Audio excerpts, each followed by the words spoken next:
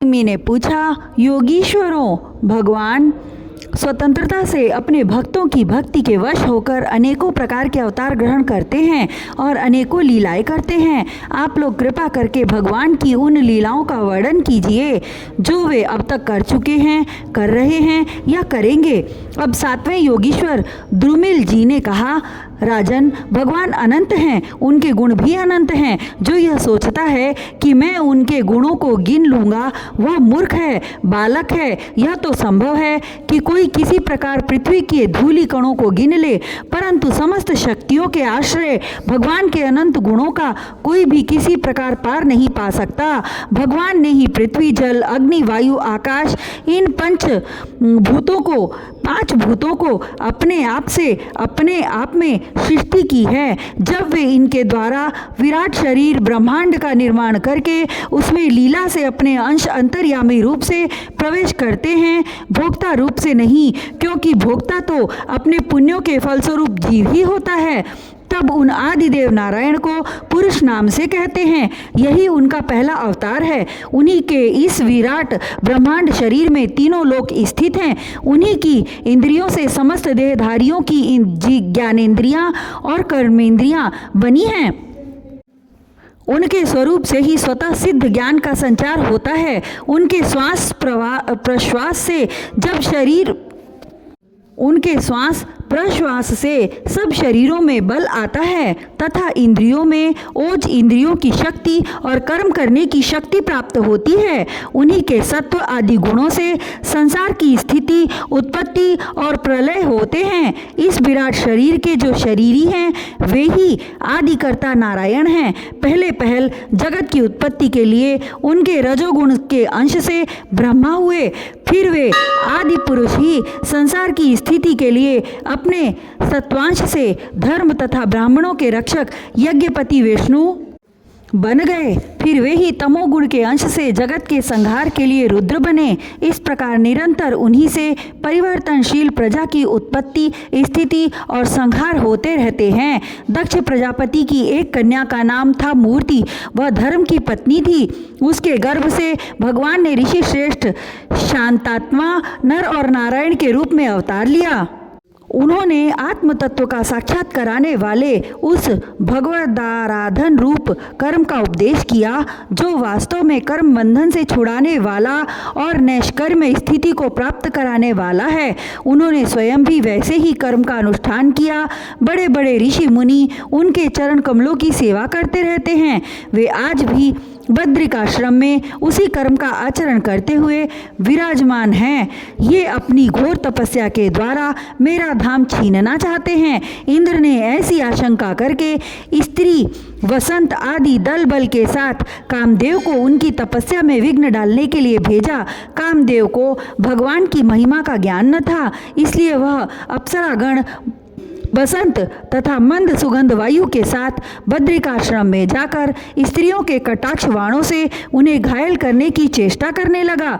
आदिदेव नर नारायण ने यह जानकर कि यह इंद्र का कुचक्र है, भय से कांपते हुए काम आदिकों से हंसकर कहा। उस समय उनके मन में किसी प्रकार का अभिमान या आश्चर्य नहीं था।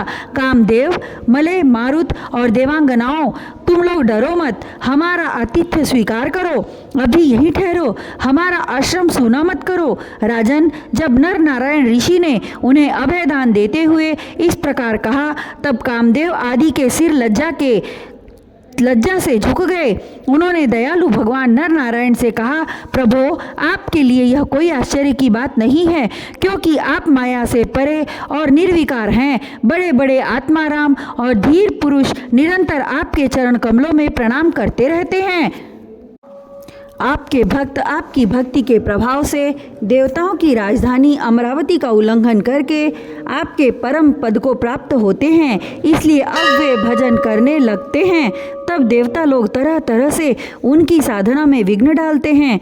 किंतु जो लोग केवल कर्म कांड में लगे रहकर यज्ञ आदि के द्वारा देवताओं को बलि के रूप में उनका भाग देते रहते हैं, उन लोगों के मार्ग में वे किसी प्रकार का विघ्न नहीं डालते। परंतु प्रभो, आपके भक्तजन उनके द्वारा उपस्थित की हुई विघ्न बाधाओं से गिरते नहीं, बल्कि आपके कर कमलों की छत्र छाया में रहते हुए वे विघ्नों के सिर पर पैर रखकर आगे बढ़ जाते हैं, अपने लक्ष्य से च्युत नहीं होते। बहुत से लोग तो ऐसे होते हैं जो भूख प्यास, गर्मी सर्दी एवं आंधी पानी के कष्टों को तथा रसनेन्द्रिय और जननेन्द्रिय के वेगों को जो पार समुद्रों के समान हैं सह लेते हैं, पार कर जाते हैं, परंतु फिर भी वे उस क्रोध के वश में हो जाते हैं जो गाय के खुर से बने गड्ढे के समान है और जिससे कोई लाभ नहीं है, आत्मनाशक है। और प्रभो, वे इस प्रकार अपनी कठिन तपस्या को खो बैठते हैं। जब कामदेव, वसंत आदि देवताओं ने इस प्रकार स्तुति की, तब सर्वशक्तिमान भगवान ने अपनी योग बल से उनके सामने बहुत सी ऐसी रमणीयाँ प्रकट करके दिखलाईं जो अद्भुत रूप लावण्य से संपन्न और विचित्र वस्त्र अलंकारों से सुसज्जित थी तथा भगवान की सेवा कर रही थीं। जब देवराज इंद्र के अनुचरों ने उन लक्ष्मी जी के समान रूपवती स्त्रियों को देखा, तब उनके महान सौंदर्य के सामने उनका चेहरा फीका पड़ गया। वे श्रीहीन होकर उनके शरीर से निकलने वाली दिव्य सुगंध से मोहित हो गए। अब उनका सिर झुक गया। देव देवेश भगवान नारायण हंसते हुए से उनसे बोले, तुम लोग इनमें से किसी एक स्त्री को जो तुम्हारे अनुरूप हो ग्रहण कर लो, वह तुम्हारे स्वर्ग लोक की शोभा बढ़ाने वाली होगी। देवराज इंद्र के अनुचरों ने जो आज्ञा कहकर भगवान के आदेश को स्वीकार किया तथा उन्हें नमस्कार किया। फिर उनके द्वारा बनाई हुई स्त्रियों से श्रेष्ठ अप्सरा उर्वशी को आगे करके वे स्वर्ग लोक में गए। वहां पहुंचकर उन्होंने इंद्र को नमस्कार किया तथा भरी सभा में देवताओं के सामने भगवान नर नारायण के बल और प्रभाव का वर्णन किया। उसे सुनकर देवराज इंद्र अत्यंत भयभीत और चकित हो गए। भगवान विष्णु ने अपने स्वरूप में एक रस स्थित रहते हुए भी संपूर्ण जगत के कल्याण के लिए बहुत से कलावतार ग्रहण किए हैं। विदेहराज, हंस, दत्तात्रेय, सनक, सनंदन, सनातन, सनत कुमार और हमारे पिता ऋषभ के रूप में अवतीर्ण होकर उन्होंने आत्म साक्षात्कार के साधनों का उपदेश किया है।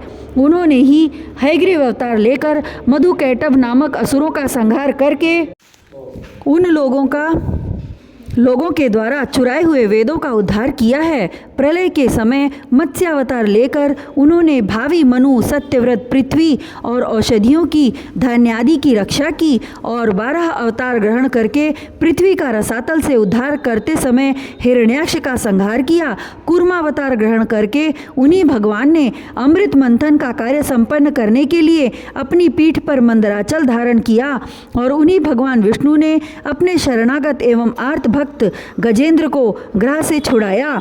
एक बार वालखिल्य ऋषि तपस्या करते करते अत्यंत दुर्बल हो गए थे।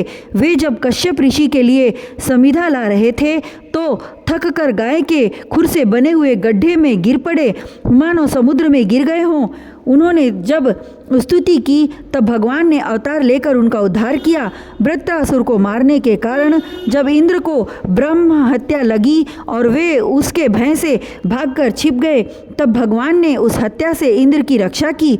और जब असुरों ने अनाथ देवांगनाओं को बंदी बना लिया, तब भी भगवान ने ही उन्हें असुरों के चंगुल से छुड़ाया। जब हिरण्यकश्यपु के कारण प्रहलाद आदि संत पुरुषों को भय पहुँचने लगा, तब उनको निर्भय करने के लिए भगवान नरसिंहावतार ग्रहण किया और हिरण्यकश्यपु को मार डाला।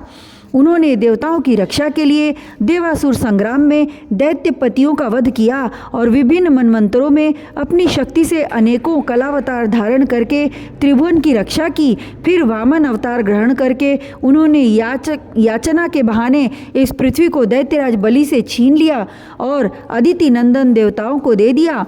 परशुराम अवतार ग्रहण करके उन्होंने ही पृथ्वी को 21 बार क्षत्रिय विहीन किया। परशुराम जी तो तो है वंश का प्रलय करने के लिए मानो भृगुवंश में अग्नि रूप से ही अवतीर्ण हुए थे। उन्हीं भगवान ने राम अवतार में समुद्र पर पुल बांधा एवं रावण और उसकी राजधानी लंका को मटियामेट कर दिया। उनकी कीर्ति समस्त लोकों के मल को नष्ट करने वाली है। सीतापति भगवान राम सदा सर्वदा सर्वत्र विजयी ही विजयी हैं। राजन, अजन्मा होने पर भी पृथ्वी का भार उतारने के लिए ही वे ही भगवान यदुवंश में जन्म लेंगे और ऐसे ऐसे कर्म करेंगे जिन्हें बड़े बड़े देवता भी नहीं कर सकते। फिर आगे चलकर भगवान ही बुद्धि के रूप में प्रकट होंगे और यज्ञ के अनाधिकारियों को यज्ञ करते देखकर अनेक प्रकार के तर्क वितर्कों से मोहित कर लेंगे और कलयुग के अंत में कल की अवतार लेकर ही वे ही शूद्र राजाओं का वध करेंगे। महाबाहु विदेहराज, भगवान की कीर्ति अनंत है। महात्माओं ने जगतपति भगवान के ऐसे ऐसे अनेकों जन्म और कर्मों का प्रचुरता से गान भी किया है।